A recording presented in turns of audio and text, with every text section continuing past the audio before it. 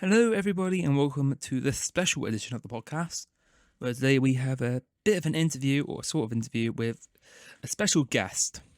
Today, that guest is Arman from Arman Productions, who owns Arman Productions, or APS. Arman Productions is a group founded in 2020, who have become the third largest group in the community. They have many shows to their name, including 1 versus 50, Deal or No Deal, Cash or Crash, Test the Community. They have no idea what will happen, Splash, the Quiz with Balls, the Chase, the Wheel, the Clock versus the Weakest Link, and most notably, of course, Who Wants to Be a Millionaire Hot Seat. We were very happy and lucky to have him in with us, in our VC with us today for this episode, and what you're going to hear is just us chatting for the next 2 hours and talking about everything that's in the community. This will include stuff from past issues and also a load of stuff about groups, including TOF and GSL and APS themselves. A bit of Blue Brick as well. So with that, please do sit back, relax, and enjoy this special edition. Just to say in there, I'll just put that in there. We've had a comments from Time Lord, who's in here but not muted. I think this is about Pokel. I'm probably going to say it is Pokel. He says he's trying too hard to get to work or get a job in a respectable group. That is true. That is true. I will mention that because I will comment a little bit of one because he tried to work with us for price, but he was so focused on with doing like split things. I was gonna say, hold on, let me try to find it because I remember the detail. And also another time, he was mad about a ruling that I did a while ago in Wheel of Fortune. So.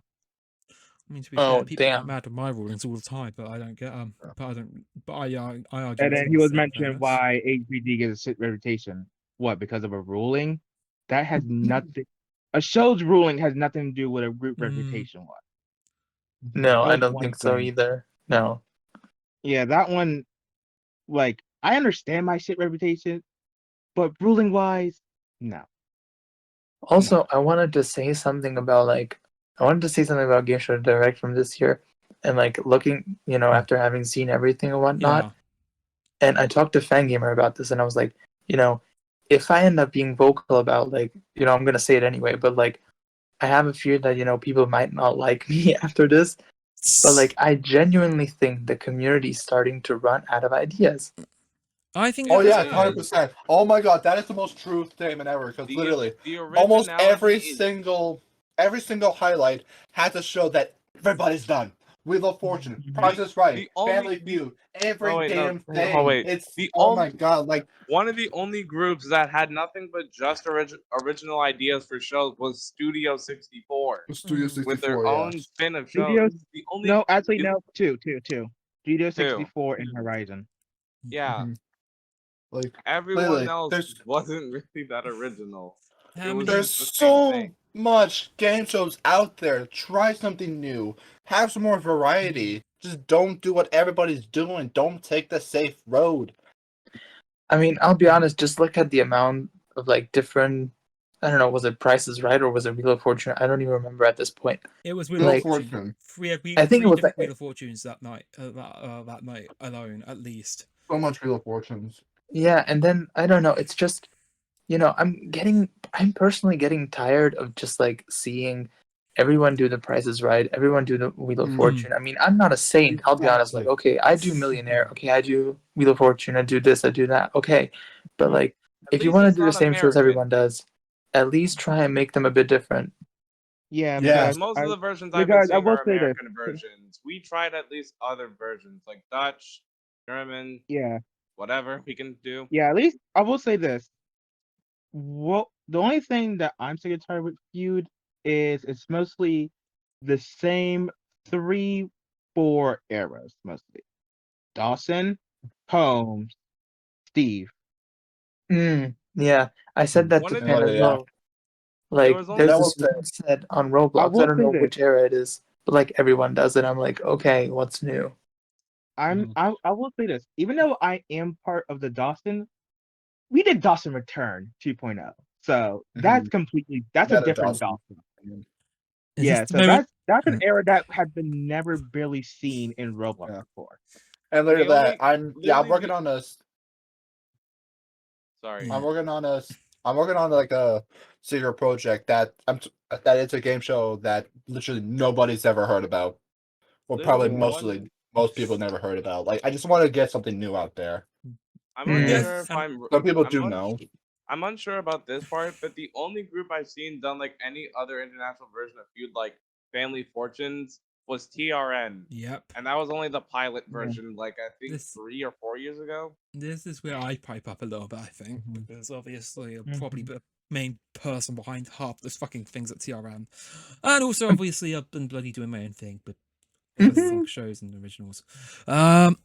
It's probably the moment I pipe up. HBC Great for me was only a start to my career. And I'm so proud of that. I do, and like I also do want to say about like international formats and whatnot. Like I started, when was it? I think it was in 2022, and I started like looking for other shows that are like fairly popular, and then those were also shows nobody had previously done. And I was like, okay, let's do, I don't know, the wheel. We did the wheel, okay, and then like shortly after we did it, like announcements from like 2 different groups popped up. Then they said like, oh, we're gonna do the wheel as well, but it never came up. And then there was also, I think, Limitless Win was actually a Oh my- surprise I- because Yeah, I I thought love that Limitless Win would actually be done in so many groups, and then like to date we're the only ones to have done that. And like, yeah, Anton your Deck are an group I is the will first say time I this. ever even heard of I'm saying Limitless this- One. I'm saying this Like right I now, never even Anton Deck- seen Anton Deck's version of it. Anton Ever. Deck are an unbeatable host duo. They're very. Oh yeah. They're not. I don't like them. I will harm you. Alright, get out of here. Well, ladies and gentlemen, we presenting you the podcast by that name, first ever cage match. Grudge match incoming, everybody. Oh god. Jamal, you Who's will right on go this issue? 1-on-1 against Arman in a no holds barred cage match. The bit was there. All I had right. to. Yeah. Damn. Probably But, will like- happen if someone says something about Anthem Deck in the UK. Yeah. But yeah, back to the point where I don't know. There's just so many good formats out there, and like people don't want to do them because nobody's done that, and then they just think the risk is too big. Like everyone wants to take the safe No path. one knows Yeah. what the show is. It doesn't care if there's like a little twist. I will say this. Me and Sade has been working and looking at everything that we can see YouTube and Wikipedia wise. And we have like a document of every different international and different formats of the same country. And we are going different seasons every single time. We started with something simple. I will say this. We are planning UK for our next season with you. We're starting off something simple, then we get more complex later on. You got to start slowly introducing it, basically. That's why I feel like if you slowly introduce more twists and complex of different formats, that's how you get the people. Yeah, and you know what? I'm just like, I don't know. I'm surprised by how some formats like you don't even have to change anything. Like there are formats that have been going on for quite a long time, and people still like them. Yeah. Like the popularity hasn't really changed or hasn't really fallen off. Yeah, like for example, Australia. Oh, look, I just say this. Like Birch Family Feud, Australia. The thing is still the same. The only thing that's small difference is just how fast money works. What was it? I was gonna say as well. It's like I'm trying to think of what I was gonna say now. I kind of lost my train of thought again. I've been pretty quiet on this, by the way, but that's fine. I think, yeah, it's. Oh God, what was I gonna? I've lost my train of thought. I had something I was gonna say, and then I forgot about, and it's just blank. My mind just went blank again. I might as well mention a comment from Time Lord here that I've just got in as well. He says he sees now that they're starting to pick up US shows and present them, although in the so-called local version. Unfortunate, but that's how I see. We didn't talk about Splash. No idea. Splash is a Dutch import, I believe. Correct. Also just recently brought over to the US over the summer. It's been Correct. It's been received scathing reviews in the real world, by the way, for its slow pace and all that. So I sound like an air review when I say that, but I'll go with it because that's what I just remember hearing about it. Also, the only. Oh, go ahead, Riley. No. I will say, because it's about APS, I will say the only US format that we've done, at least, okay, I don't know. Okay, Lingo also, no, Lingo is Dutch.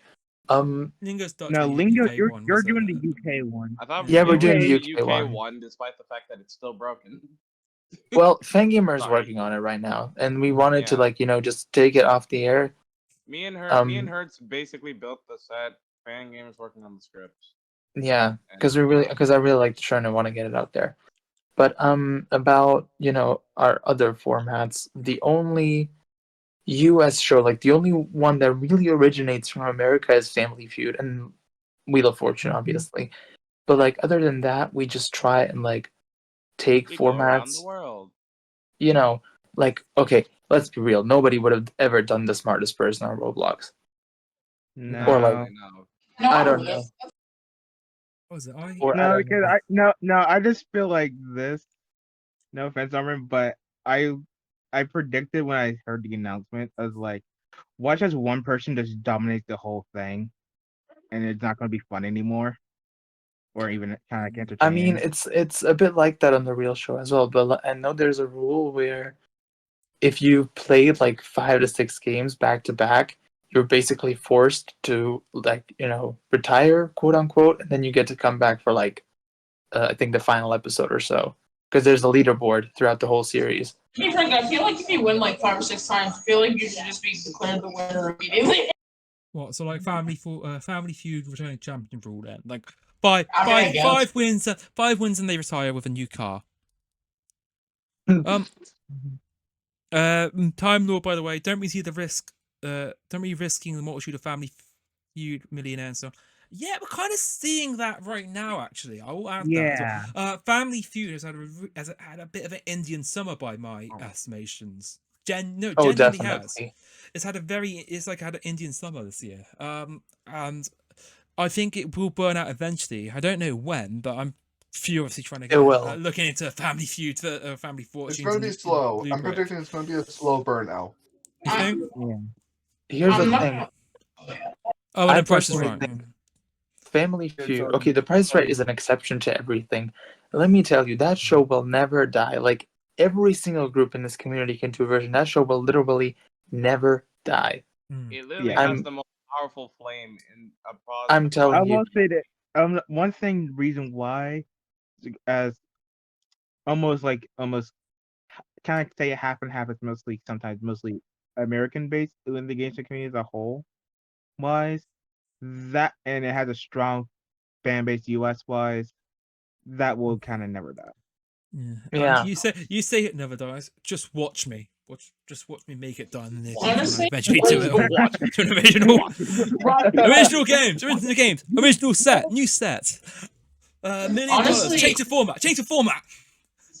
Honestly, after seeing a bunch of people like say like, oh, like these shows in the games community are overdone, I've been like, after when Kevin said like I'm not a good like producer because I'm somewhat not a good producer, I won't mind. I've been trying to improve, but like really haven't.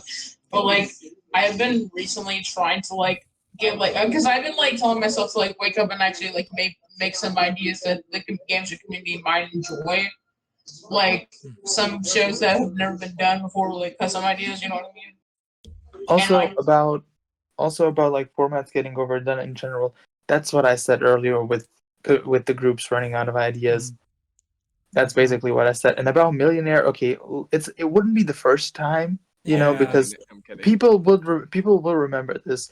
4 years ago, when TOF did season 8, shortly after, we saw another 10 versions spawn over the course of like 9 months.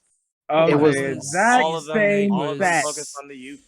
them focused on the modernized UK, I believe. So that was 2020, wasn't it? Season 8. So It that was just 2020, and then it sort of Yeah. like carried onto 2021, and then it got so much that people started complaining over it, and then well, it died down. Yeah, It's at least we got dying in early, down. but at least we got in early on the TRN side of things. Oh, I'll be honest, TRN played a huge part in that too. Because Yeah, we let me did. tell I you- know. I know. Why did we think it was a good idea to do 3 versions at once? Ugh. We ended That up was- getting Last Man fucking. Standing, We ended up Multimillionaire. getting fucking Multimillionaire and Last Man Standing. Yeah. You probably get those two. Speaking You of probably which, get while those we're two all- at most. Literally, But- while we're having this podcast, I'm working on it right. But I mean, after like, I mean, I can't really. I don't want to talk about like other versions anyway because it's not like I don't want to compare myself to anyone. Yeah, that's a fair But point. But if we're talking about Millionaire, though, it's the same damn thing.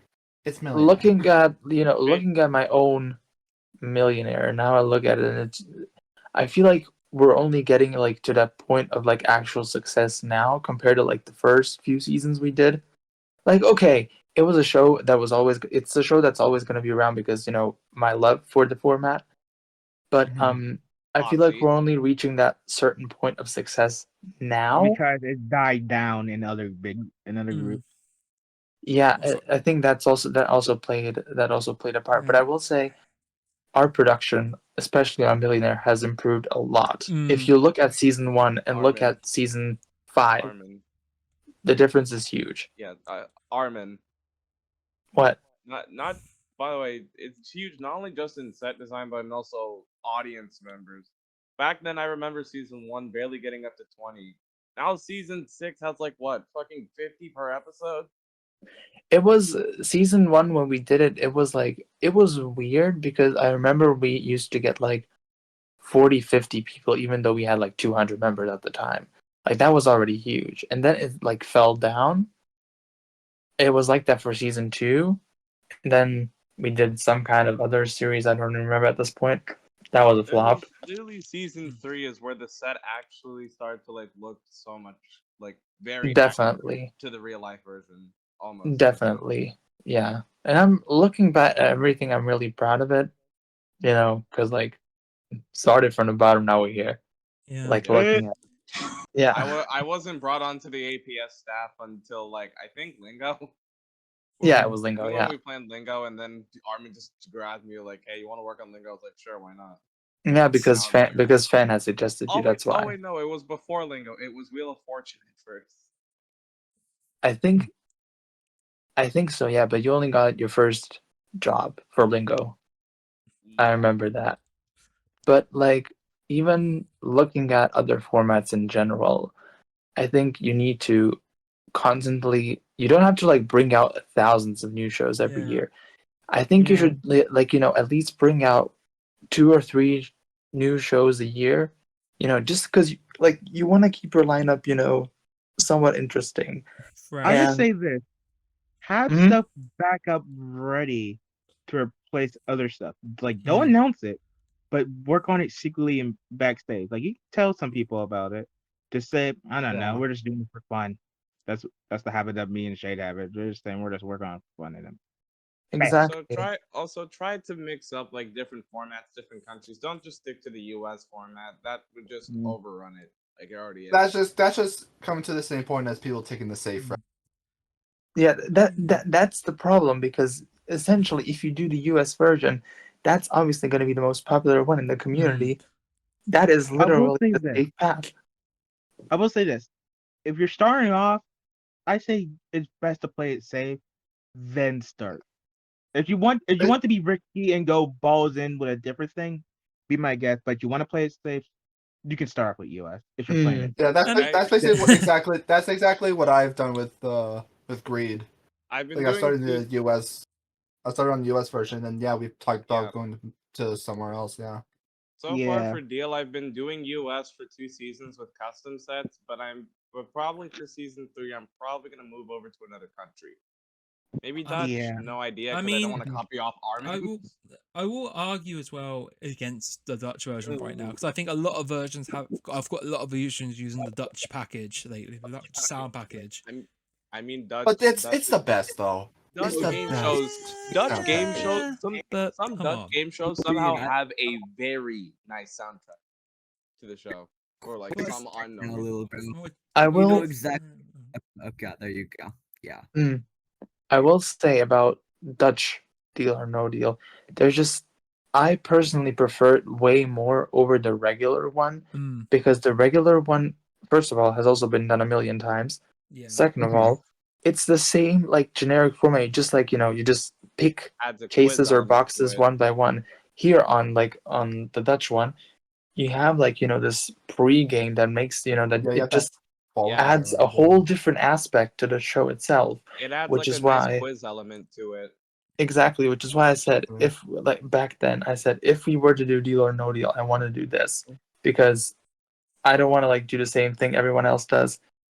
I've never been like that, but like, and it's just overall the format is much more interesting when there's this additional quiz element to it because okay, I like Deal or No Deal overall, but I just when it's just opening boxes or cases, it's not really that fun. But when Also, you I had also other aspects remember to it, the moments where me and Michael literally just mind meld 3 questions last episode. You were cutting it up by that, by the way. Yeah. God damn it. I would like to add about the version I'm doing right now for season 2. It's still like the same case opening, but it also has like this deal wheel to pick the contestant as like little. Oh, we don't just randomly FF random. No, we literally just spin a whole ass wheel to do it. And to repeat what I was saying before I was cutting out, yeah, literally, I'll forever remember me and Michael literally just mind melding all 3 answers for the questions in the first round. Yeah, that was funny, honestly. Right. And like literally, I anticipated for the final one. I anticipated he'll say my answer 500, so I literally added 10 on, and it actually worked. Right, Riley wanted to say something, but he kept getting interrupted. So. I kept getting interrupted there because I think I've got another question here from Time Lord. I think I've got one myself here. Question for Time Lord is: were there any other formats that were said to be immortal and that and now people are uninterested to see? Card Sharks. I'd argue Card Sharks. Yeah, Card Shark's been dying out. The it's kind Card of Sharks fell off. What do you mean immortal? What do you mean by immortal? So shows that that always do well, but now people aren't no longer interested in it. I mean, to be fair, Card Sharks, yes, but at the same time, I don't think the community has been very interested in it in the first place. No, back then, Card Sharks was like actually kind of decently popular with both GCW and like MDS. But now it's just it was GCW and TOF that started off. TOFs was big back then. GCW and TOF were big, but now they both just died. But the thing is, though, with the GCW one, the audience were never that big. Yeah, from what I remember. That's kind of what I remember about it, especially in general. It's with Card Sharks, I've never seen the audience be that big. Even now, where I'm pretty much on at the same time as it, but not much I can do about that. But yeah, but even now, it's like I've never seen the audience for Card Sharks. There's never been that much of an appetite for it compared to other shows. Let me tell you right now, the only somewhat successful version of Card Sharks is actually the one on GSL, and I have the numbers to back that up. Yeah, I'm surprised because I don't know why theirs does well, but like compared to other versions, like it's the only one that actually has a decent. Most of the time is like mostly the slots too a little bit. Well, I think GSL is just an anomaly, really. Everything does well with GSL. I mean, even Match Game does, and that's another one. I think Match Game was immortal as well at one point, and definitely nowadays not so much. Oh, Match Game fell off too. I think Rush Roulette. I think Rush Roulette a little bit as well after the TOF version originally. I would argue after like in between the MDS revival and the TOF one, my TOF one, right, wrapping up. Gonna have to slightly disagree on Russian Roulette. It's just that I've been seeing it a lot less than normal. Like I still think it would get good numbers. It's just that Gris have been doing it a lot less now. Yeah, I'll be honest. Go ahead, Riley. I'm not saying it now, but I was saying I think there was a period, like a year period between, where it's just like where people weren't interested in doing it. That's just what I'm saying. Like 2022 probably was like the period where barely anyone was doing it. Yeah. It's kind of why I'm saying that it was immortal, but then it died out, but it's kind of peaks back up now, and it's more interesting now than there's also a decent amount of shows that they're actually not being done as often as people think, which actually is mind blowing. Like you have 1 versus 100. Who does that? Nobody. TOF and TOF's ABS. is long gone. I know. Also, Studio 64. Studio 64 had a run of it as well. Studio 64 too. Yeah, ABS did it, but we moved over to the Dutch version. But it was basically 1 versus 100, but with 50 mob members. Yeah, it's the COVID variant. Makes it easier. I imagine that makes it a lot easier as well to produce. It really does. It does. Yeah. It does. It's much better. But I think we're gonna change to 100 next year. That was the plan for this year, but we ended up not going through with it for whatever reason. But yeah, funny enough, I was gonna plan asking Courage, but I was not sure. I will say, because I do have the power of actually filling in to make it feel more real with the human mob, but again, with the I really don't know. Like, I do have the power to make it feel unique, because with everything that we have in our power. Oh, and also another show that actually isn't being done that often is The Weakest Link. Yeah, I was gonna say that. That is insane. Our version mainly because we only have 1 to 2 question writers. Looks at mono. I think no, don't blame me. I just say this. I know we don't have that much question writers. I just said. I think no. I say blame time slots. Time slots too, because this man schedules every Sunday, and I'm barely available on Sundays. Well, here's the thing. Exists. Can you really blame me? Because Saturday is packed as fuck. We're not going to get into scheduling right now. I mean, we can talk about scheduling, but I'm not going to. Not this week. That's just a whole different issue, though. We did that bit That's like a whole presidential debate at that point. I think. Hi, Randy. Weakest Link, though, yeah, you're kind of right on it, but I think it's not because I think people are uninterested in doing it. I think there are people. It is still people interested in doing it. I think it's just the fact of the matter is the amount of questions it takes to do an episode of the Weakest Link. It's just a lot. It's not done so much anymore. It takes a lot more effort to write the questions than any other show, especially compared to a Millionaire or a Press Your Luck or Whammy or a Card Shark. Millionaire. Me and Mono just limited to like 75 questions per episode because the people we have are genuine idiots. Yeah. I'm not exaggerating. Here's the thing. Also with Millionaire, I think Riley, you said this some time ago, and I actually agree with you. People underestimate Millionaire a lot. People really underestimate it because people think it's just let's build a set, let's do the script, let's do Millionaire. Just because it's Millionaire, people think it's easy to do it. It absolutely isn't. Wrong. Yeah. I'll give you an inside fact. I'm gonna give an inside fact into the Multi-Millionaire season. Question writing for this season that was just passed, finished tonight as we speak, or end of the year tonight. That took up to 8 months for some of those questions to write. Some of those questions were accrued over 8 months. I'm just gonna say this: writing 15 multiple choice questions and making sure each of them fit that exact money amount difficulty is not easy, especially if you're doing 3 sets of it every episode. And if I may add too, is that the questions this season were a lot harder than the previous seasons. Given that it was only 10 questions, which means it was short, but then it also had to be difficult quickly. Yeah, but to be fair, it was difficult because you had to figure out what difficulty can you set it to. Yeah. Like the whole season this season was upped a notch. So I think, and I'll be honest about that as well. I might as well just start talking about Multi-Millionaire's bloody development process now, because I went to talk about this a little bit as well. I was going to. It was a real. I would say it was a tougher season. I think this is one of the hardest seasons we've ever had on the show, and I think writing 10 questions or a 10 question format actually is harder than writing a 12 or 15, because normally with those ones you have an idea of where the questions have, or where the difficulty is set at. Yeah. On a 10 question, you're literally on your own because there's only 2 episodes out there that you could actually go back to check on and compare the difficulty, and even then, they're in Japanese. I've actually never seen the Japanese Super Millionaire, and we're still, at any point during the we've done the 10 question format. That's like that's how serious it is. We like Japan. Japan's fun.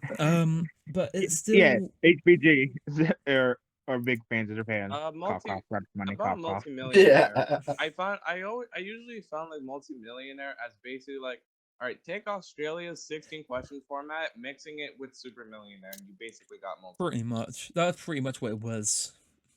It was 16 questions up to 4 and then 7 as well. I think it's a difficult one. I said in the VC during this week, or I said it before we did the podcast after the show.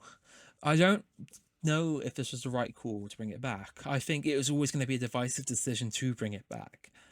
But I've given it the best shot I have with what I was able to get done, and I think I've done a good job, even like with my own assessment of it. I think I've done a good job on this season. Yeah, for sure. This is an 8-month development process that took that wasn't even full time until the last 4 months. Or like for the half of it, I wasn't even touching the set or anything. Hey Arman. That's not because like, oh yeah, I just got bored of doing it. Didn't get bored of doing this once. I just wanted to get on with my uni work at the time. I'm going to trigger some possible Vietnam flashbacks, but do we even talk about the disgrace that was Danger Zone? Oh my god. Oh no, that was a failure. I'll say this. I will say this because I was the one who actually came up with the format. I didn't even know what I was thinking back in 2020. I thought like making your own format. I was inspired by Last Man Standing because I thought it was a custom format. So I was like, okay, what if I do high risk or maybe danger zone? Originally it was high risk, but I was worried that it was copycat. You know, I didn't want to copy another format. Funny thing about it. I was thinking about Danger Zone, and I was thinking of like how to change it up to be an actual custom format instead of just a fucking knockoff. One concept was fastest finger. Basically, change it up to get as many fastest finger questions as you can right before falling into the danger zone. Last one standing basically goes out and plays for the million. I'll say this: at least it wasn't dubstep. Period. Shut up. Dubstep was interesting though. Good response. It was very interesting. I want you to shut up. I will say. What even is Danger Zone? I've never even heard of that. Let me explain this. It's basically like a format to where like you can. It's basically you're losing a choice. You have to walk away before a question is shown. Think of it and you also are tied. This mother, he literally took the most important aspect of the show away by doing that, because like when Millionaire first appeared, it was like the first ever show where you could actually see the question and then walk away if you wanted to, of course. And then, you know, for him to like, I'll be honest, I was never really fond of Danger Zone to begin with. It was Jay's decision. To every classic game show where you can't walk away once you hear the question. Arman. What? You want to know the only thing I liked out of Danger Zone? What? The logo. Everything else was just not that good. It was. I forgot his name, but shout out to that guy who made the logo. Finn. I think he also made the Millionaire logo for APS and Hot Seat. That was that was for, he did the season 1 logo, I think, and Ben took over from season 3 and onwards. But now we use the official logos and whatnot from like the actual from Sony themselves. Fair enough. I've been actually talking with Fumoku more recently about like graphics, whatever the hell we can talk about. Since I'm basically, my whole thing is very much inspired. Like I'm very inspired by him. I have actually seen like a fan image of the Danger Zone logo from Jamal, like in a random YouTube video. I think I think it was one of the test animations. No, I think do I still have the Danger Zone logo? I don't know. I think it's on your channel somewhere. I remember seeing it in 2020 or 2021. I was like, what the fuck? Also, I wanted to say something that's like not related to this. It's about Game Show Direct and what we talked about before. Oh yeah. Because I just have like this one opinion as well. Like some groups do tend to think that they can live off of old fame, and this isn't me talking shit about anyone. Like that's just my personal opinion. Like they think they can just keep living off of old fame, as in just keep bringing old shows back without doing anything new, and then even when they do something new, it gets rejected by the audience, if you know what I mean. Yeah. That just brings on borderline laziness now. Admittedly, I kind of felt a little bit about Millionaire and that. Oh yeah, I'm bringing back the show that I previously worked on, and then it's like, oh yeah, so you previously worked on this show, and you're not doing anything new with it. You're just bringing an old show back. And that's why we did play along. That's why we kind of did it was a whole set. It was quite something, actually. I liked it. Play-alongs are so There revolutionary. was actually one, or there's actually, I'm going to steer slightly back to the Millionaire development stuff. Something people may not know, there was actually 3 different sets of question graphics for the season. The blue, the red, and the gold in the event that someone actually reads the final question. There you go. I had to go through and find that through the old old archives. Oh wow. About the graphics of Multimillionaire, I think Riley once asked me if I could actually try making some, but I didn't get back to him on that. But you still ended up providing you a logo anyway. It's a shame we couldn't get Zach back to do it, but I understand why you can make it back. It makes a perfect sense, obviously, and we respect his decision and all that. In not returning, I think it actually probably allowed us to do these graphics as well, because I think it gave me a chance to get a shot to do these, because these are all the graphics in this new season are in house for the first time, or properly in house. Not saying that Zach's stuff wasn't in house, but all of the stuff is. I know what you mean. Yeah. This was all done in house in Blue Brick House and all that. Like, and I think outside of the play along stuff is, again, all the stuff's been basically straight out of 7 3 years ago. We've been able to optimize it, update it, and do everything in between to make it run on a lot less code. So if you think about 8 months and doing all that new sets but the same controls, and yet everything's been condensed down, that's actually a pretty good job. Definitely, I would say. Yeah. Definitely, I agree. I mean, I've been kind of candid on this a little bit as well, but I've already said I'm not bringing Millionaire back immediately. I'm not in a rush. We're not doing it as much as we used to. Even though this was a kind of a success, I would probably coin this as a successful season. I'm not in any rush to bring it back, and I'm not bringing it back for a long time to come. Understandable. And the reason why is I think I run the risk of overexposing it. I think one thing I've mentioned, I got burnt out on, was doing Multimillionaire, was doing the constant set updates and the new sets and doing regular episodes, and however often it was pretty often. It was. We'd have a new set twice a year at least, maybe 3 times.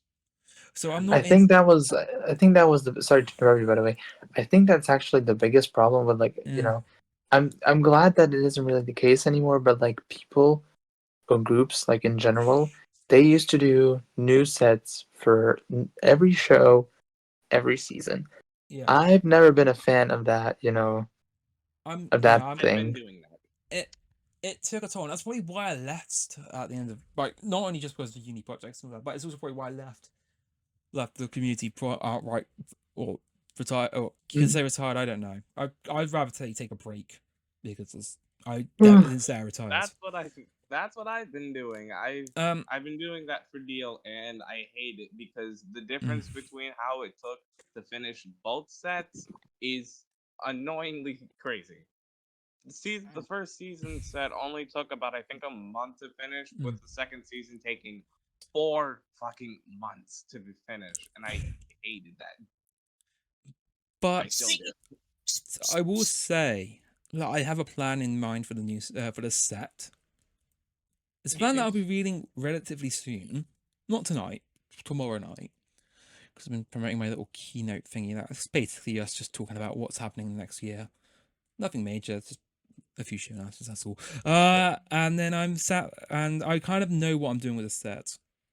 And I also know that I will not be producing another new Millionaire set for a very long time. I'll make modifications to it, but I'm not. I'm reusing the set for whatever project or whatever comes next for it. I think it's personally, I would rather just reuse the same set for like 2 or 3 seasons, because then just like change a few things, because I mean this is a spoiler alert about Millionaire. There is a twist that we might be adding for this season. Don't tell me it's 20,000 Robux for the whole season. No. It's nothing to do with the top prize. No. It's something way different. Pulling your chain there a little bit, Arman. There's something we talked about doing, but I don't know if it'll actually happen because I'm still a bit, I'm not confident with it. But I do like to change, the lights and whatnot, like the colors in the studio, because I've always been picky with that sort of stuff. And when we did season 3, we did this we had those blue and white lights, and then we had for tier 1 we had this neon yellow, green, whatever the fuck it was, and then blue, and then it's basically been like that since season 3 up until now. Now I decided to actually go in and change some stuff because I thought, well, we might as well do it now. Yeah, Arman. But it looks pretty good. Yeah, Arman, if you showed me hot seat sets between season 3 to 6, I would not tell the difference. It's basically. I'd like to say something regards to developing. I actually have plans to make a new Millionaire UI by myself. Since I've learned a lot of things recently, I actually want to, test myself, challenge myself, and not only that, who wants to, let me make a new Clarkson set? And don't worry, Armin, I won't copy you this time. Okay, I've learned for the past 2 years. Okay. You'll be fine. Have you really? I'm joking. Oh, come on. I know you're joking, but come on. You'll be fine, I'm sure. Yeah, listen, all I do is just I strictly use references from the actual shows. Like anything I want to replicate, I always use the real life pictures for references. It's my go-to. Understandable. I mean, that's what pretty much we do anyway. Yeah. I'm not I think that for reference images. But yeah, we can tell. Oversized set, anybody? How big do you want it? That's really what she big. said. No. Damn it, Armin! No! Yeah, I already knew that was coming. I can make it. I can easily arrange it. I was bracing. I was preparing for Mono to say it, but Armin came in it. Oh, he did into him. Well, someone had to say it. I mean, to be fair, someone had to say it. That's I true. would defend myself and say I have kind of got it out of my system. Mostly. Oh yeah, I forgot my nickname was Sebastian. Sebastian. But there you go. I also wanted to bring something up. I don't know if you guys actually talked about this. Go on. But it's my point of view from especially the last 2 years. I feel and this isn't me calling TOF out or making fun of TOF. But it's just crazy how TOF went from literally the #1 group in this community. It was literally the biggest group. Nobody could even compete with it back then. Not even GCW, let's be real. Yeah. And now it just completely fell off. I'm inclined to agree. There were signs of life last year when they brought back Jeopardy among other things that did really well for them. Oh no, I'll let you finish. First. And then now it's just 2022 was like their worst year, and then 2023 went back up, and now it's like going back down. If you know what I mean. Yeah. I have an idea of reason. This is like a small reason why. It's kind of more. I remember when they said they were going to be trying to be more business focused. That's where the thing starts to drop a little bit. You think it's business? I think it's slightly different. I think. Go ahead. Kind of the reason why my personal take is it's kind of a mixture of the fact of the matter is with schedules being so packed now, it's more packed than they used to be. It's no longer a two-group system, pretty much. It hasn't been for years now. I think they're struggling to find slots for shows as well on the weekdays. Not on the weekdays, on the weekends. But I think that's a general issue wholesale as well. I will be also honest with you. Yeah. Oh, go ahead. I think it also comes down to development of shows as well. They have so many shows in the incubator right now. Yeah, that's great. It's always good to have shows in the incubator, but they're not actually out. I mentioned this last year with Golden Balls, and I said that, oh yeah, it'd be good to see it this year, but and a year passes and it's still in development, nowhere near done. I think I've said this about a few other shows as well. I think they have, and I'm not sure about this, but I'm under the belief that they could easily just bring Millionaire back because surely it was in a team create. Like, surely they could just download a copy of it through a team create or a group plays and just bring it back properly. But I'm not too sure on that right now. Because I think if they could, they would have already done it. I don't know, to be honest. Especially with like, I even had the idea. I talked to Kevin about this the other day. Actually, I do remember. I was at the airport. I was listening to the podcast.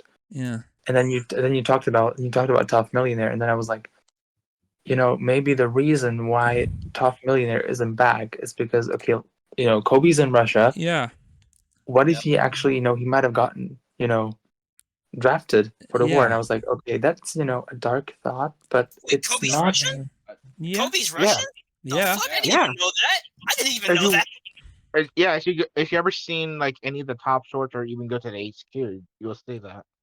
Damn. I mean, the TOF Family Feud was basically the Russian one, 100-1, and that was ran by Kobe. Makes sense. Yeah, it's just I didn't even have that in mind until I listened to the podcast. I was like, oh shit, maybe that could be the reason.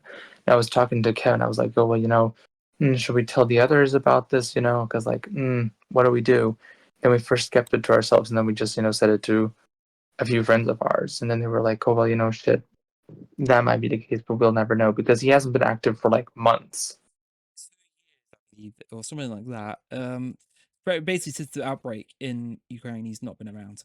I think, if I'm correct in thinking, it's probably also down partly to a fact of the matter being that they've been cut off from the Western culture, from the Western world. So stuff like the internet and all that would have been just heavily restricted now. I'm no political expert or anything, by the way. I'm just making an assumption. Yeah, I mean, it's back to TOF though. They have a load of shows on the back burner right now. And they have a load more that we now know of as well, including the Golden Awards that they announced and other shows like 1 out of 10, which I've heard development's coming along pretty well on, but there's no guarantee that that'll be out soon. It's Biz developing it as well, so actually that should probably come out pretty soon. I'm gonna quickly say them. They call it the Golden Awards. I call it Kevin winning like 15 awards every single year. I'm joking. That's what we all call it. He's ruling himself out this year. We got that. That was a confirmation as well. We got that scoop on that. Let me tell you, last time we did the Golden Awards, it was basically a tie between me and Kevin. We had the most awards. When was it? 2022? Didn't even give 22. The moment it was either Arman or Kevin as a nominee, it was already decided. It was literally. Wait, Arman, were you in that like popular group back then? Like when like Golden Awards were like at that time like very popular and stuff? Wait, what did you say? I didn't understand. I only understand. Because like I don't know. I just feel like any time back then I won like a golden award, people had like some issue with it, and like I didn't know if that was just them harassing me or bullying me or something that I did. Like I have no clue. I mean, I don't know. It's just, I guess, people being envious, because, they just say. I'm not gonna lie. Envious about an in-game award. That Or feels in a kind of nutshell, disappointing. people being assholes. There you go. I honestly, I always tell. Oh yeah, sorry. I'll be honest. I'm actually quite surprised, with how some people can they can be pretty envious in here. Like you don't like a lot of you don't even know that. Like I know what goes on behind closed doors. I'm actually surprised because sometimes I go and I just look at it and I'm just like, okay, what the fuck? Like this is a complete different person to what Like to how I know them. honestly, yeah, honestly, when I see people being envious about stuff that happens in this community, I'm like, you can live your life. You can not be envious about something that happens on the internet. Like you don't have to be envious about it. Because I always tell myself, if I'm ever envious about something on Roblox in the game show community, that's when I really need to start questioning my life choices. Yeah. Let's be real. No, literally when I go host ahead. literally when I host any show and I see the people getting mad, even though it's fun in the end, I'm like, how the hell are you getting mad when you're not winning anything? When it's for Roblox, I understand. Yeah, when it's for Roblox, people would get upset. But when it's for fun, it's like, dude, look at yourself for 5 seconds, please. I will admit as well, as someone who's been operating a point system for the last year, surprisingly that has not happened so much in here. But I guess that's because everyone here is can pretty much treat themselves like adults. We don't even know what the points are for.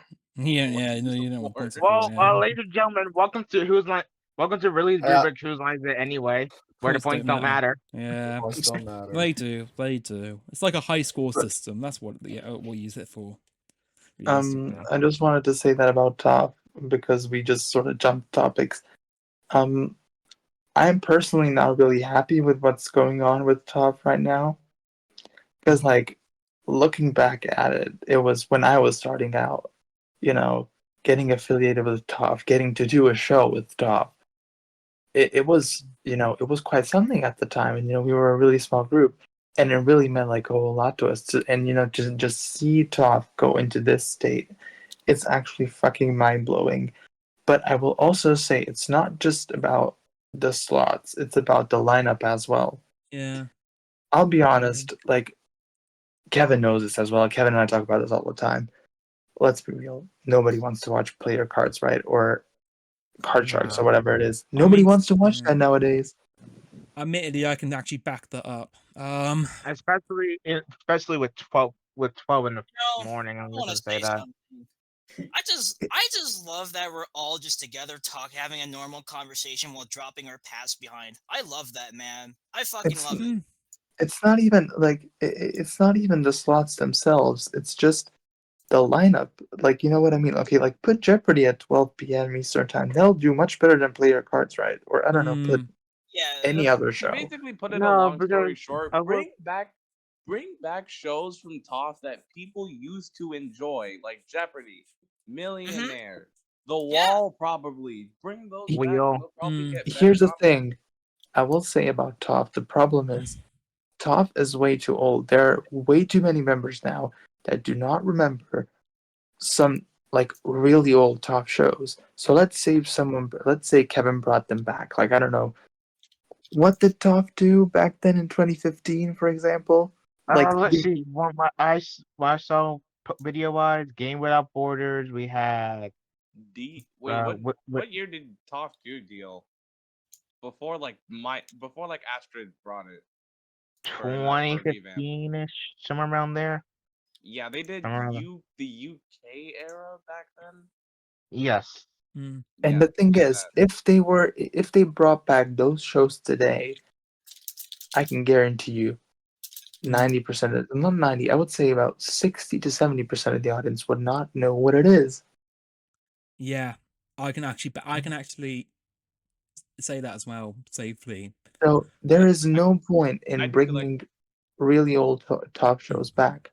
Either you go in and you go do something completely new, or you basically go back, go down the old path again, and then you just like bring back your legacy shows. Memory lane. I actually do feel like 80 or 90% of the top audience would know what Deal is, considering how iconic it the is. thing is, well, I think Deal Also, wasn't meant to another be thing the I was example saying- in this one. That's just my take on it. Considering that I will Deal say this, is too. this is I think people forget how niche some of the top shows used to be. OSS, Secret Story, is a good example of how niche a show could get. Really, who done that as well. I'm not surprised no one here would probably know him outside of myself, but that's just because I was here when it happened. Sending I wasn't there, but I was told. People, I think it's a problem that TOF is. Would I say it's losing its edge? I think it has lost its edge. Also, I will say It's this, kind of a current era difficult one. TOF, it's only relying on partnerships right now. Yeah, because Starlight is bringing, it's kind of like their own little thing, but they're porting it over to TOF to help bring it up. Starlight, we've brought The Wall, You Deserve It, and Crush, as far as I know. Yeah, And Starlight is supposed to be like, well, I mean, at least from what Liam told me, Starlight is supposed to be this like production company. They're not like an actual group. Like they do shows, but they don't do it for themselves. Like they do shows for other groups, which I personally like that idea because I do like that as well. Because let's be real, we don't need so many groups. And for someone to like make a production company, that's actually a really good idea. We really have way too many groups right now. That's true. We Definitely. do. And like Arman, I believe like Arman said before, it's like having a driver's license. Just because you have it doesn't mean you don't know how to fucking drive. Exactly. And some people aren't, and some people as of now aren't really fit to run a group. Oh yeah. Like people run groups because they think it's easy. No, it takes a lot of time. Aperion comes to mind there as well when you say that. Oh yeah, definitely. Oh it takes yeah. time, skill, patience. Let me so tell many you, skills. you have no idea how upset I was with THW. That guy literally he almost got the best of me. You have no idea how pissed I was. He literally said he was acting like he was making all the decisions for Wheel of Fortune. He was acting like he was doing everything, when literally it was me and Biz doing all the work. And he just sat back there with the producer role. And you know what? Literally the only thing he did for Wheel of Fortune was make the logo and the background for it. And I think he controlled a few episodes as well, but that's it. I can probably tell by watching videos on YouTube. He was barely even there.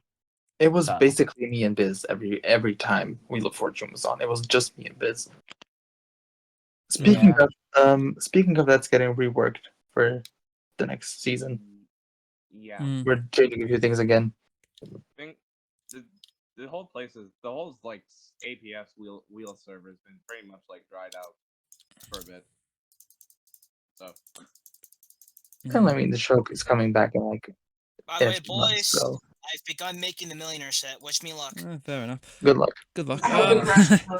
But yeah, I think going back to TOF, I think especially it isn't looking too good. I think it probably will need an overhaul somewhat down the line because if nothing's getting done right. I'm thinking about the shows that are premiered in the last year, 2 years, and it's literally been what? We've had Play Your Cards Right, which is a revival technically speaking as well. I have the list. Hold on. And then we have Super Password. Not including stuff like from Starlight or affiliates or anything like that. It's just Orbs was a top thing before he became a Starlight thing. If it was worked on by Starlight, it doesn't count. It should though, because like that's not because Starlight's porting it over using the same set and all that. I will say I have a list of everything that's aired on TOF in the last 2 years. So here we go. We had the Parker Jackson Show, Wheel of Fortune, To Win Just Spin, Next Top Model, Match Game, Blockbusters, The Wall. That was 2022. 2023, we had, hold on, Jeopardy, Press Your Luck, Everybody Votes, Crush, The JC Show, Wheel of Fortune, You Deserve It, Super Passport, and Blockbusters. So taking out the Starlight shows, that's 3, I believe. So that was 8. They've had 5 shows premiere in the last 12 in 2023, and then this year it's been Orbs of Mystery and Play Your Cards Right, pretty much. I think I missed one. Have I missed one? It's been Orbs of Mystery, Play Your Cards Right, Everybody Votes, and yeah, that's it. I would argue Everybody Votes as a continuation Also of the in the pyramid. season. Also in the pyramid. Pyramid as well. I forgot about Pyramid, yeah. Here's the thing, though. I will say one thing about TOF. I don't give a shit what people say. Literally, if it was the #1 group back then, and I personally think it's the #1 group now, I don't personally give a fuck if they really have. No, because listen, here's the thing. People have lives. If they do not produce a lot of shows during the year, I would understand that because people have lives and obviously they can't get a lot of shows done at time. But I'm tired, and I'm being cruel with this. I'm genuinely tired of people shit talking TOF either like verbally or non-verbally because it's stupid. TOF has really been the reason this game show community started was because of TOF. Well, I don't know if it's because of TOF, but the first group I ever joined was TOF. And at that point, I was hooked on it because it was a generally good group and everything was good with it. Just because they don't produce shows like as often doesn't mean that it's not a good group. It's a good group. It's just people have lives. Obviously, not everyone can do it at the same time, but they still have good people to join. I will say, I'm gonna get in first on this one. Torrin, I appreciate the passion, and I agree with you on that. But the reason why everyone is shit talking is because we want to see it be better. It's not even shit talking. It's just I wouldn't call it shit talk because shit talking would just be straight up insulting. Pretty Yeah, much, yeah. I used the wrong term there, but... not shit talking. It's just not shit talking, and when I meant shit talking, I meant when people nonstop complain that there's not a lot of shows going on at all. Because again, people have lives. Obviously, not everything can get done. Can get done in some sort of time. I do It's have not one even. thing, though. I don't know. It's Torrent. I think it's just. I think there's just a difference between shit talking and criticism. Because when you look at TOF, I think TOF was actually an inspiration to other groups, myself included. I will admit, I was a bit inspired by TOF. I'm not gonna lie. And I think it was an inspiration to many groups as well. So definitely to see it, as I've already said, to just see it, in this state, it's actually quite. It just leaves a bitter taste in your mouth. If you know what I mean. I do have one thing to say though. I feel like the reason why TOF hasn't been getting much work done recently is because it has some developers who also work for other groups around the community, causing them to have multiple projects to work on, and I'm one of them for that fact. I do think they have a lack. They might have a lack of staff as well. I'm not gonna lie, but that's a problem you can solve. There's so many talented developers. I wish I was joking, but there's so many out there. It's not hard. You know what I mean? Yeah. It's not hard to actually find new developers. It's not that nobody wants to develop. It's just, if you see talent, approach them, talk to them about it, because that's the only way you can actually get new developers, new staff members and whatnot. Yeah, because it took a few months to approach me. I'm joking.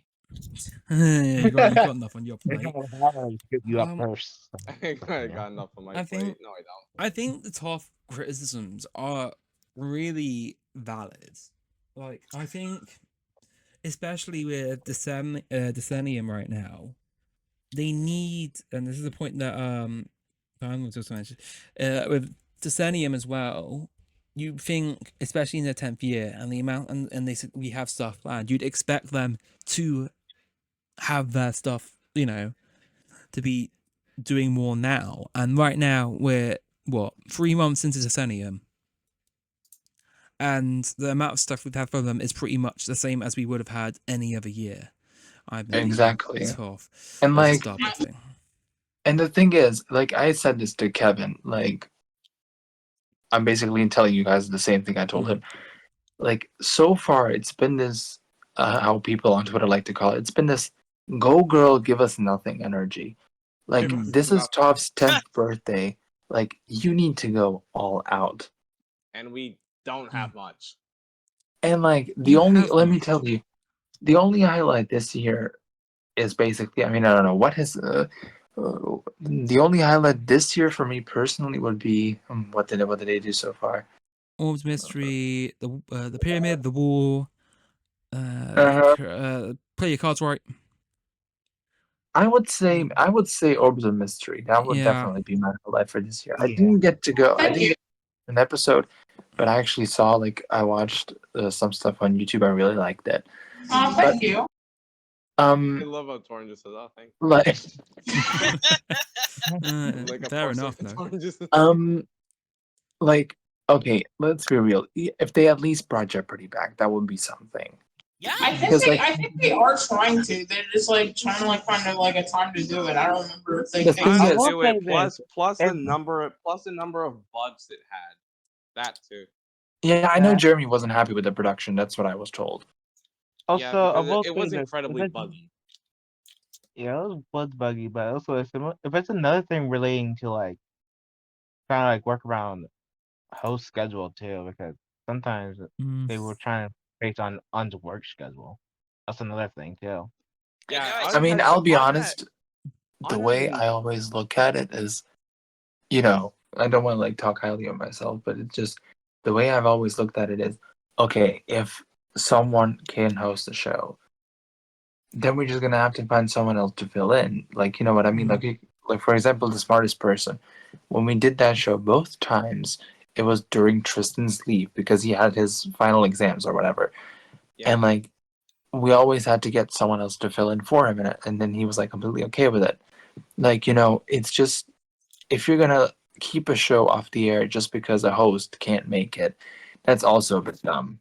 Like, you can, like, let me tell you, hosts are easily replaceable. Yeah, I can vouch for that as well. Technically speaking, on the ground. Because like I've done so many shows at this point. Like, I can just tell you now. I mean, I'm sure like everyone here can say the same thing. Like, hosts are really easily replaceable. Like, no matter like, okay, Fan has been doing Millionaire for like almost 4 years now on APS, and there have been times where he almost couldn't make it. I was like, okay, we'll get someone else to fill in. Like, I'm not going to postpone this. Like, we're going to do it just without you. And he's like, okay, that's fine. Until he like somehow appears at the last second. I don't think I've seen an episode of APS Millionaire where Fan wasn't there. I've always been seeing him nearly. Yeah, he's always been there. He's rarely been off an episode. That's true, yeah. Yeah, he's never missed a single one. It's amazing. It's amazing to me, but it's also slightly. It's been amazing to me, but it's also been like slightly concerning. Like, Jesus Christ, you don't take a break. I don't find it concerning because I'm pretty sure he like. Well, I'm not judging his personal life because I don't know like what he does in his actual inner life because like I don't know if he's busy like 24/7 or not. But I wouldn't be shocked if he's like so mindful about his times because he actually is a professional, like, well, not like a professional worker, but like a professional in this community. I will vouch for him, and I will defend him because he has obviously a job, and he goes to work. I don't know, is it at 7 a.m.? I'm not sure, 8 a.m. He does like, he has a regular daily job, but he still finds the time because he has the weekends off. So obviously he can host the shows on weekends. But he also has the time to, if we're doing a new show or anything, if anything needs fixing, he has the time for it. He just, he knows how, the time, he can basically balance his time properly, which is something I really appreciate about him. If only nice. Hey guys, real quick, look in creations. I already did. Yeah, I've already seen it. How does it? Yeah. Yeah. it's a weird time to be in the community. Just It generally, is. I'm moving stuff around. I'm moving stuff around on my voice channel, so I'm gonna bring it back down to the right section. It's a weird time. We have there's so much going on. A Time Lord also has added. Well, he says TOF is too conservative, and he also says hosts are easily replaceable. It is a bit of a disagreement. Some are staples at this point, Fan, Tristan, Shade. So probably other staff are easily replaceable, but not hosts really. I mean, I've taken the argument that quite simply down here, that if you can't make the show, we'll just bring someone in from the staff pool to do it because. Yeah. I think you also need to find the right person for the show and someone who can actually fit in. That's I think true. that's why we turned SSJ down for multi. SSJ was in the casting. I think his hosting style would fit another show that we're gonna do And instead of that. like the thing is, I'm gonna tell you for Fan literally only hosts Millionaire. That's the only show that's the only show he hosts. Because as he's for basically Tristan, I do see him in a lot of shows we do because he's that I mean, I'm gonna call him like a nerdy type, and he knows that. But I see him fit in with so many of our shows. Okay, first it started off with the Chase because the Chase is like it's always been his number one thing, and then he came to me once, and I think it was when we were doing the smartest person when we said we were gonna do it, and we needed a host to sort of resembled the one from the real show, both in terms of looks and in terms of personality. And like, let me tell you, Tristan's avatar like literally matches the host. Like literally, it's a Roblox version of him. I think we saw that perfectly with the Tristan Baker like in Millionaire tonight. Yeah. I think Literally the only is real. I think the only APS host that I've seen a lot less is just Will, and he hosts The Wheel. That's the only host I know that isn't seen that much around APS shows, since The Wheel's the only thing you've seen. Yeah, he only hosts The Wheel. I don't know why it's like that, but there were plans. He was originally going to host Beat the Star when we did it. When we first announced he was going to originally be the host, and then he said. And then he said he couldn't fit it. He said he couldn't fit it in his schedule. And then I was like, okay, well, the next person I should go to should be Shade, because I know Shade. He follows that kind of stuff. I know he likes Beat the Star. And I was like, okay, let me ask him. I think he would be a great fit, and he did a really good job. If we're gonna be on the topic of outfits, Filmana. What? I know that like Arman used to be a stand for one person who hosts Hot Seat Portuguese, but I forgot the name. Fuck. Filomena Cortella, I think. Yeah, the host of the 20 Correct. contest. Yes. Portuguese. I remember. Filomena Cortella. Yes, sir. I love her. Very He good is energy. I the wonder what best. happened. Is the show still Almost going on? No, it's You got Portuguese canned. Hot Seat is canned. Yeah, same thing with Aussie Hot Seat. Like they just took an indefinite break. No, they got canned as well. They've been canned as well for tipping Oh point. shit! Even worse. Yeah, they got canned as well. The thing is, I found this out from someone who worked on the Portuguese version in 2020. It was always gonna be, a one-off season for the 20th anniversary. Huh. So it was never gonna get renewed anyway. Damn. So they just brought it. So they just brought it back for that one-off season, and then they did like 30 episodes, I think. That's part of the reason why we did 30 episodes as well, and we also had nothing else to do at the time, so it was our only show. Yeah. All right. Okay. Can I just make like a little side note about this community as a whole? Honestly. Sure. This community, and I'm being for real, because I want to see more variation in this community. More groups have to. Well, they don't have to, but in my opinion, more groups should do obstacle or physical based game shows. I seriously here's the thing. I get trivia and all that other stuff. Not Wipeout. No, I'm not saying there's other physical game shows that aren't just Wipeout. I'm just saying it's a whole Ninja Warrior. Yeah, like that, or Run for Money. Yeah, Run for Money, Hole in the Wall. Can we discuss about TOF Wipeout? Trapped. I've been waiting for Trapped for so long. Trapped was planned. I don't know what happened to it. It's because I think like Kevin's also like I don't. Here's the thing. I don't know if Kevin's still producing it. I'm pretty sure he's not producing it. Like right now. I will say this. Another thing with TOF is like sometimes some shows happen. It's just been solely been what's been announced has yet to happen. Lightning, Rap. Well, Cube was planned for TOF, then it got moved over to Horizon. No, the thing is, the Cube. That was, no. Here's how it was. The Cube for TOF was being developed by Kevin.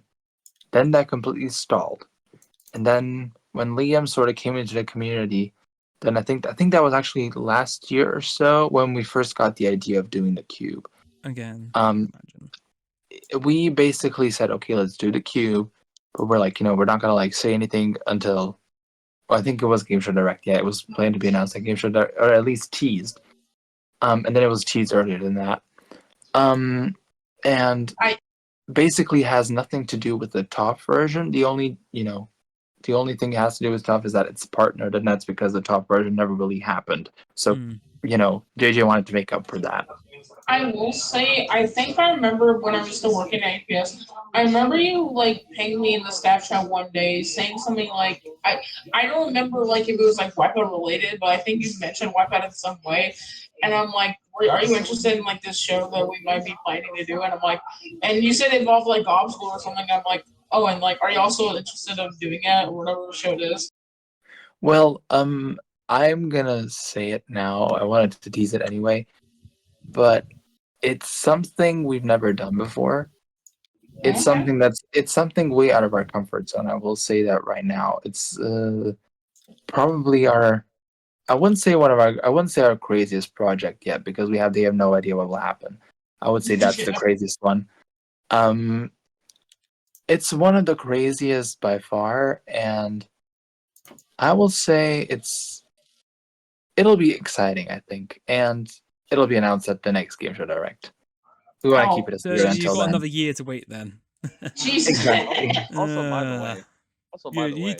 You're teasing very well, and you got another whole 11 months for it before it happens. I also know like one UK game show which no group has done so far. The Color of Money. Oh. Hosted by the well-known Chris Tarrant.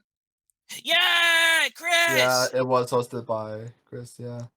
Yeah. Also, while we're at the topic of UK game shows, there's one show actually I'd really like to see, but like no one's done it, and I don't think it's gonna be happening. It's gonna be happening anytime soon, because the format is so complex. That'll be the 1% Club. Let me tell you, I've been wanting to do it for. I actually heard a group that is planning on doing that. Like, funny enough, you're gonna get that much number of contestants. Yeah, the thing is, I've been wanting to do it for like a year now at this point. And then it kept getting, fan kept talking me out of it because, are you crazy? Like, it's a show that requires, a lot of people. And like, I wouldn't say it's impossible. You can easily change it up to being like, I think you need to adapt like the format for Roblox. Certain amount of lives. Yeah, like reformatting would be required. Lives or point system that can easily be redone. Yeah. Maybe the highest points goes for like the 1% question. But a group that's doing it that I know of, that I heard of, I think it's LP. Yeah, that's what I've heard. Yeah, and then I'm actually surprised. Like nobody's, as I said, other than Limitless One, I'm surprised nobody's like actually done the wheel. I'm surprised. That's been around for 4 years, and nobody's done that. The wheel. Oh, the wheel. Oh. Sorry, yeah, I'm there's a lot of shows. I think we mentioned earlier. I think we're gonna start going around in circles sooner or later. That people would like to see it. That haven't been done yet. People are wanting to see. I know there's been one show I've been working on, which I've been thinking about over the last few days, or the last few weeks actually. That I've only decided that I was going to do recently. It's going to be out within a month. Based on the British format, not been done anywhere else though, and I think I've figured out how to do it because I don't think it would have been possible to do if anywhere else, if like up until very recently, where I had the knowledge now to do it. Because Interesting. yeah, no, I'll probably end up announcing it tomorrow anyway. Well, I am announcing it tomorrow, so actually I might. No, I'm not gonna do it now. I'm not gonna do it now. I was tempted to do it now, but I shouldn't be using this to peddle my projects. I don't try to use it to peddle my projects that much. If something happening, something's happening, I'll talk about it. But I'm not gonna talk about. I don't choose to talk about much on my own productions. I mean, there is. I think out of like everything I've seen in like out of like every format I've seen in the community, other than Millionaire, there's just not many shows that actually like appeal to me personally, if you know what I mean. Oh yeah. Because it's like most of it's just American stuff. I mean, I'm obviously like I'm gonna be biased when I say this because that's why the APS lineup is, just like it is. I like international formats way more, so I usually go for that. I don't blame you, honestly, and honestly, I'm glad. I'm actually really glad you brought both Wheel and Family Feud in a new light when it comes like in international, like. Yeah, because as again, so many people have done the American version.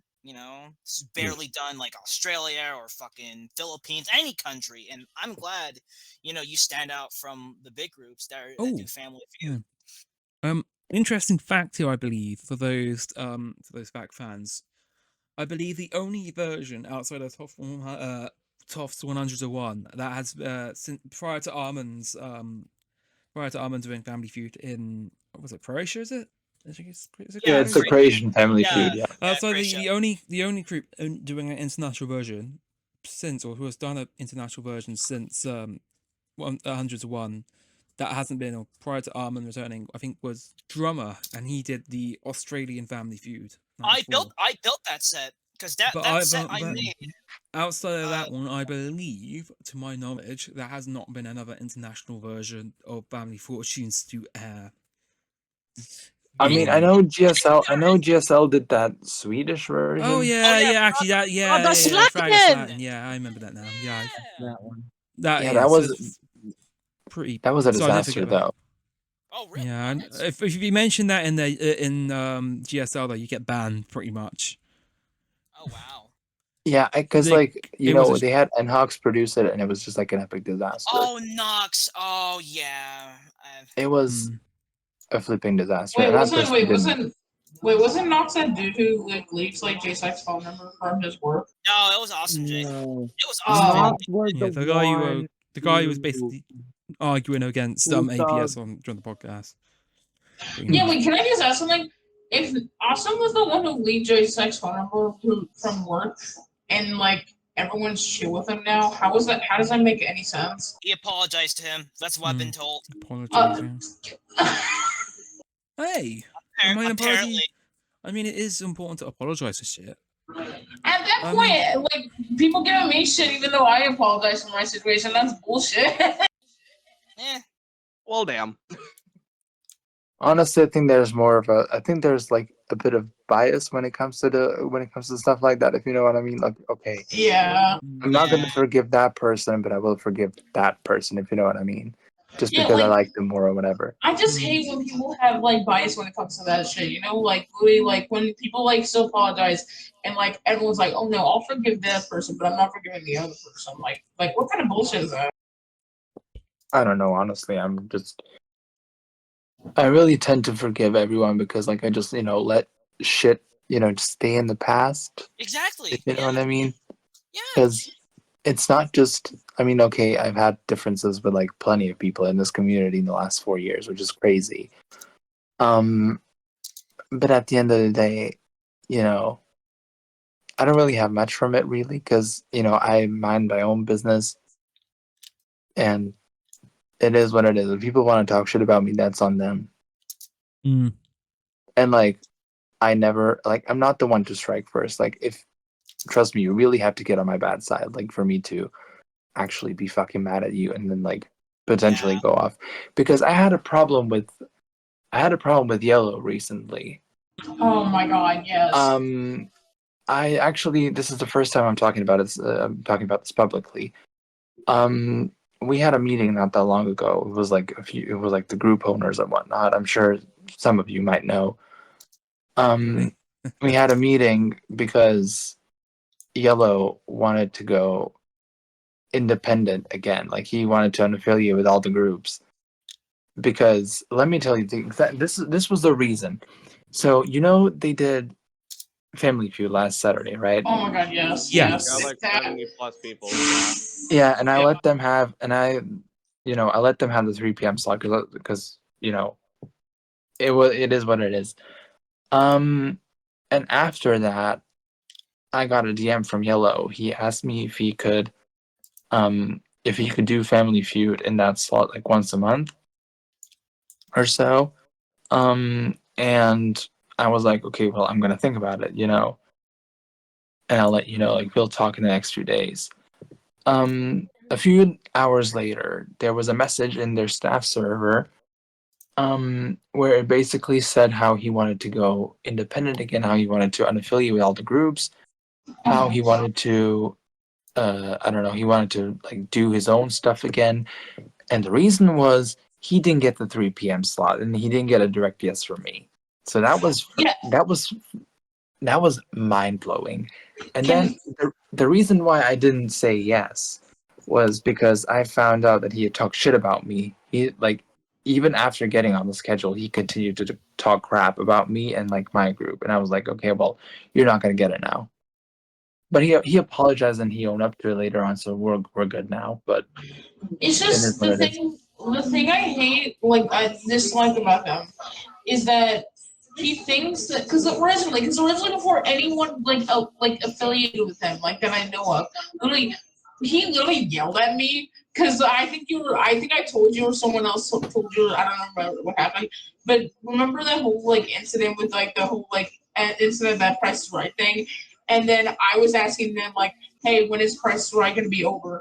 And then not only that, he got on my ass after like really like asking a genuine question because I was like wondering when that show was gonna end. Someone else from that group, I don't even think that was a staff, got on my ass about it too. And then at that point, I just felt disrespected. So the fact that people act like that there back then, I just don't feel at ease at TGC anymore. Because if people are gonna act like that when like there's other big groups doing other things, and like they say, oh, we don't care, we're still gonna do it. That's kind of like a red flag, honestly. And about like scheduling and whatnot, I also wanted to say, like, I think it's just self-entitled. I think, people are really self-entitled around here, like a lot of them. And like, you've been on the schedule for like 2 seconds and you like come in and then you expect to get, this and that right away. Let me tell you, the scheduling system, it's been like this like literally since it got created. And it was GamerG who first came up with it. And like it's always been a first come first serve thing. And let me tell you this, there were weekends, it was basically like that every single weekend. It was like, imagine a typical Saturday where like 5 GCW shows followed by 4 shows from TOF. Then you really had to be lucky to find a slot on Saturday just so you can fit one show in. TRN had the luck because they did shows at like 11 a.m. or 12 p.m.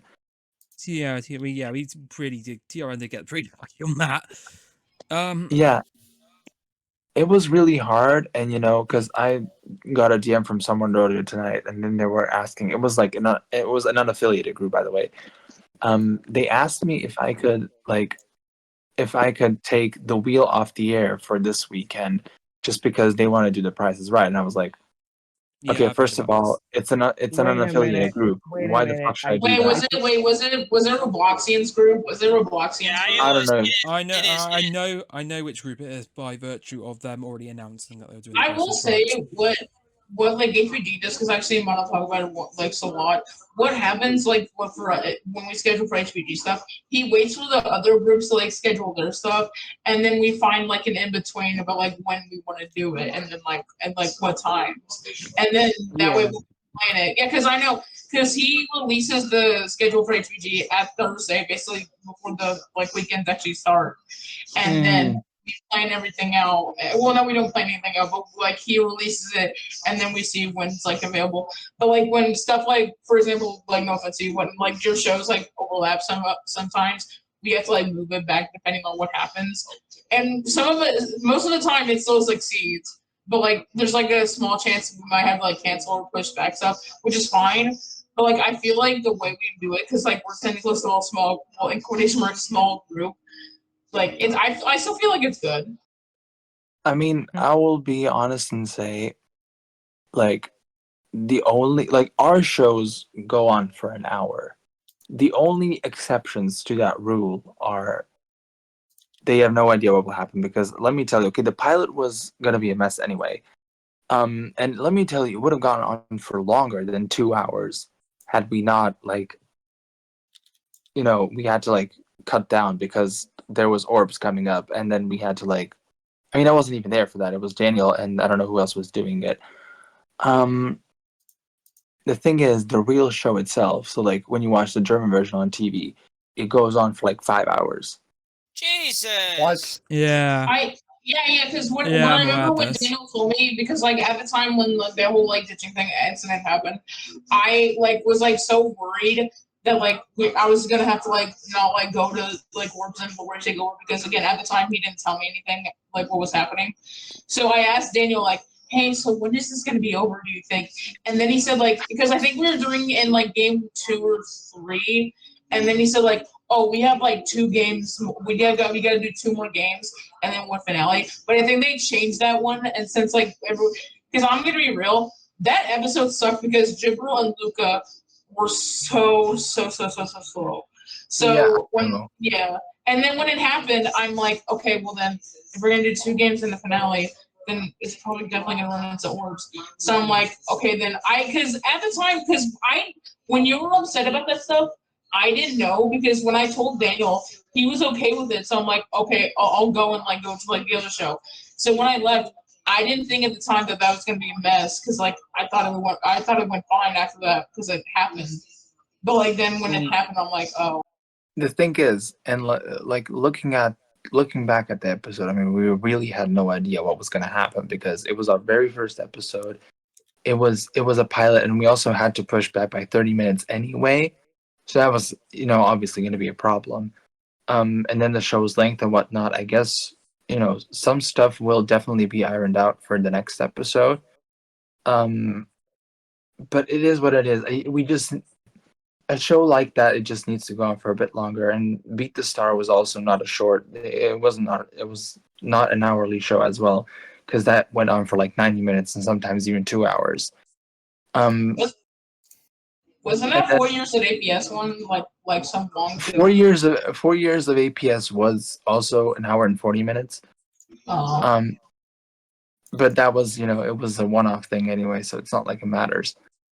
And then there was also Super Chase that goes on for like 90 minutes. But that's because that's like once a month.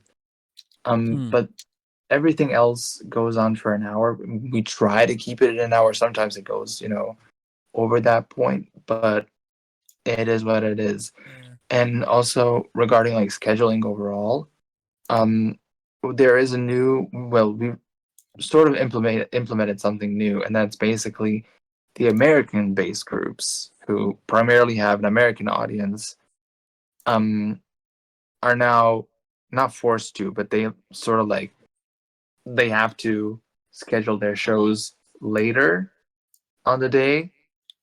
Oh. Because you have like APS and you have Horizon, you have GSL. That makes sense. We can't do shows later than 6 p.m. Yeah, because like it's gonna be nighttime over there in Europe. Mostly. It's literally like that's midnight. Part of the problem. That's part of the problem. Another thing is we also have a more global audience than like MDS or TGC or I don't know, the Price is Right Robloxia, because those are all American-based groups. They have a primarily American-based audience. So if they were to schedule their shows later, I mean, I don't have a problem with the Price is Right Robloxia anyway, because that happens every 2-3 months. Yeah. But like MDS and TGC, like if they schedule their shows later, like they're gonna get probably the same amount of people as we do at like 4 p.m. Like, you know what I mean? Yeah, that's one thing Caleb tried to do because he wants because I recently because I'm a staff member there and I'm seeing like all the stuff and he mentioned that he's gonna try and you know improvise the time to at least like around 6 p.m. because like that's when the large majority of the American base comes in and then we get a lot of numbers and all that shit. I only sorry, slightly. I I was struggling not to laugh for like 2 minutes because of Randy's profile picture moving. I'm sorry. I But love that. just say, All right, boys. I will say this. Hold on, literally hold on. lined up with him saying yeah. All right, but I will say this though. There is another key. This is actually a good transition to another keynote. Actually, you have placed it there. TGC affiliating with everyone, basically. I was going to talk about this, yeah. but I didn't in the I took it off because at the end of the day, it was a non-story. It's a non-story pretty much because TGC affiliating with everyone. Let's be real, it happens. If you get over a certain threshold, it's really only a matter of time before it happens. Realistically, it's very rare for a group over 1,500 members nowadays not to be affiliated with almost every other group in the community or every other major group in the community. That's just how it is. So it's not really a big surprise. It's just once you get over a certain threshold, it's going to happen. I'd argue, and I think in exceptional circumstances it won't happen. It'd be a shame. I say it literally. It would be a shame to see a large group when they reach over 1,500, 1,600 members not to get affiliated by everyone, not to get affiliated for some reason or another. Just gonna put that out there. But I think it was really a non-story. That's just how it is. That's why I took it off. Here's the thing behind it. I will say something because I basically started that whole thing with the TGC stuff. Because I talked to Yellow and I was like, or Caleb, however we want to call him. We were talking and I was like, okay, you know what? Why don't we just do this? Like, you can affiliate with APS now and like you can get yourself, you can get the group back in the main community. You can be more involved again, because he had told me that he was so passionate about running a group and how he really wants to be involved with the main community again. And I was like, okay, well, you know what, let's make this happen. And then like we agreed that we're gonna, become affiliates. And I told him that he can also be on the schedule if he wants to, because let's be real, that's a win-win for both sides. Because one side doesn't have to worry about, clashing, and the other one, gets a slot as well. And is involved with the main community again. And then after we got affiliated with them, then it was TOF, I think, because Kevin approached me and he was like, is Caleb like good again? And I was like, yeah, he's fine. And then he got affiliated with them again, and it was Horizon who joined the party again. I want to say my true opinion about it, but I feel like it'd be in the wrong. But I don't know. Go on. If you're in the wrong, we'll tell you. Well, because like I just feel like I feel like if you want to be a part of this community, I don't think it like the only reason why you have to affiliate is because like you want to avoid clashing.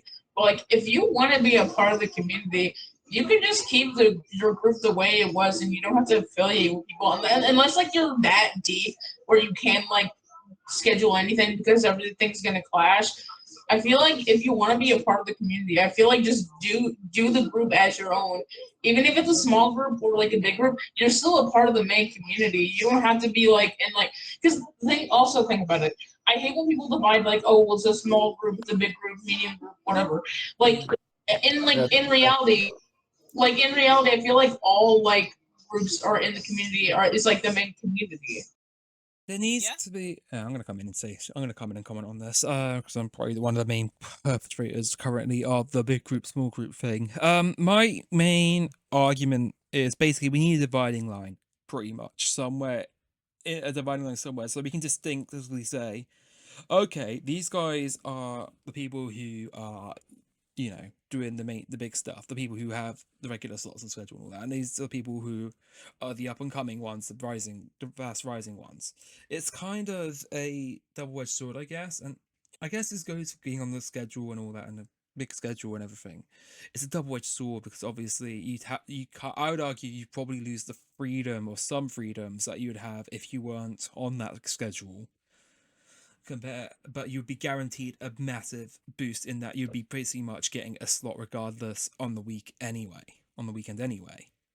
It's a double-edged sword. It depends whether you value a guaranteed time slot or your freedom, I'd argue, or your freedom to do a show whenever you want, but without restriction.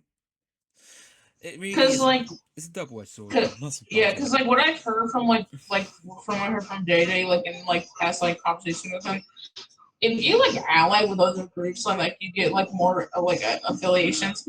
I feel like that just restricts like your like ability to have like freedom of speech in like this community, because if you say one thing wrong about a group owner, a staff member, or someone like who's like very important in the community, and then you're affiliated with other people and people like get word of it, shit will hit the fan, and like it will be like such a bad thing to like do happen to you. Like and like I just feel like it sucks because really when I hear JJ say like, oh, I wish we had, like, well, he didn't say I wish we had freedom, but like he like said it some sort of way. I remember him talking to me. Like I just wish that there would be a way that people wouldn't be afraid of like their freedom of speech in the community, because in the end, if you get like canceled from it, big whoop, you're just gonna like move on in your life, and then nothing like is gonna like really happen. Here's the thing, though. I will say, sorry, Radley.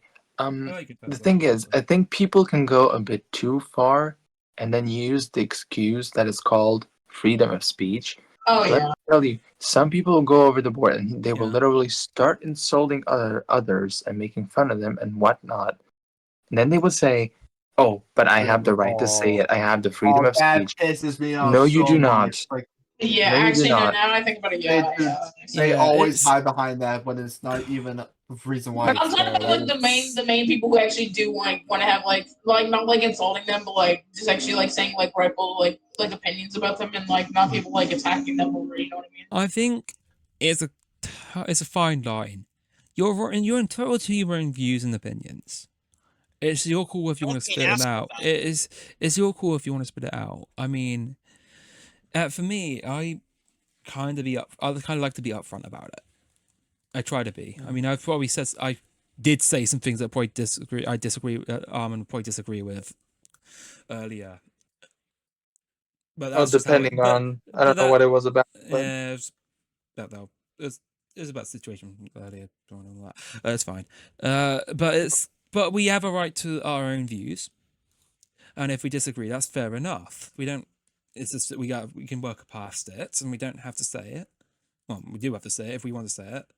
If there's an issue, we resolve it quietly. We don't take it publicly and all that.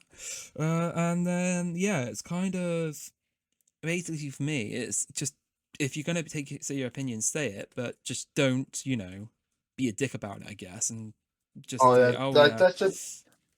And that's the main thing too. Like nowadays, if you have a different opinion of someone else and they disagree with that, they treat it as a personal attack for some reason. There is one other thing I will add as well on this. It's actually don't be a dick, but also don't try to cause an argument from that opinion. Because I think an argument just makes things worse, and then everyone gets in, and it's a pile on against someone. Normally, it is a pile on against someone. Well, I will also say, like, according to like the whole like, if someone says something about you and then they just start shit talking you, I just feel like, and I'm agreeing that people call me a snowflake, because I'm not gonna lie, I'm a snowflake. But like snowflakes have been like around recently, because like again, like if you say anything about anyone, obviously people will just start attacking you for their opinion, and honestly that just feels like people are just being sensitive, being snowflakes, which again I won't deny I'm one. But like I just like hate that like that's becoming apparent now this like time of day, because it's like people like either are so sensitive about what people say, they judge people way too harshly, or it's just like people like people can't just like take like insensitive jokes or like jokes too far. I mean, I will also say, like, the way I look at it now is, if you don't have anything nice to say, Don't say it. don't say Don't say anything. it. Don't say Exactly. anything. I used to be, I remember like old me. That was like from 4 years ago. I'm sure a few people remember here. I used to be like a bit more. I wouldn't. I don't know. I used to say what I thought. That was like the actual problem. Like sometimes you need to learn how to like keep the shit for yourself, because Exactly. like, okay, if you don't like someone, like, you can talk to a few people about it, but just don't, like, don't go into like every server. I've done that in the past, and to be honest, I do think it would, like, looking back at it, I'm not really happy with it now. Yeah, I um will say you kind of did to oh, a few people. specifically about you, I mean, I will be honest, Mm-hmm. because we had our issues in the past, but Yeah, and like I said, with my issues, I just kept it down to like my closest friends until one. Yeah. Remember you remember with the wipeout incident? when was that? When we had a little issue, with wipeout with one round, Torn went to, you got mad at Torn, and Torn told you that me and Shade agree you were kind of like overreacting a bit in a way. Oh, worried about that timeout thing. Yeah, how Wipeout kind of like ran over to your show. Oh yeah. The day I saw like Arman get that mad, I was like, yeah, I'm not gonna fuck with them. Yeah. Back the fuck away.